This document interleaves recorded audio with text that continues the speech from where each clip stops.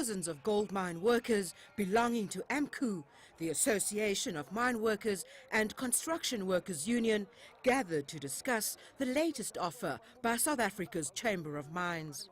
AMCU President Joseph Mthunjwa said the Chamber of Mines was mistaken if it thought AMCU members would accept an offer of 8%, which he referred to as slave wages.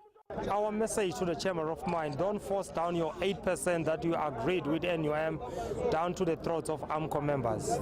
If Chamber doesn't want to agree with that, then we have to forward them with 48 hours of a notice for strike. He warned the Chamber of Mines not to underestimate the power of the united working class and said AMCU would continue wage talks to discuss its demands.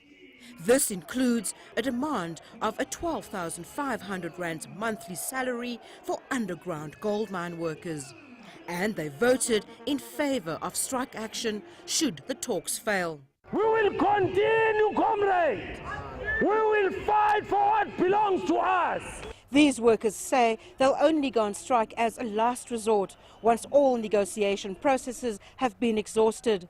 They say they will strike if their wage demand of 12,500 rands for all underground workers is not granted.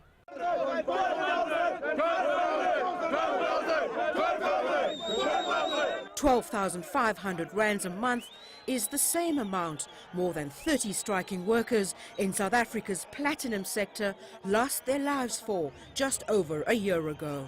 Renette Alcom, CCTV, Carltonville.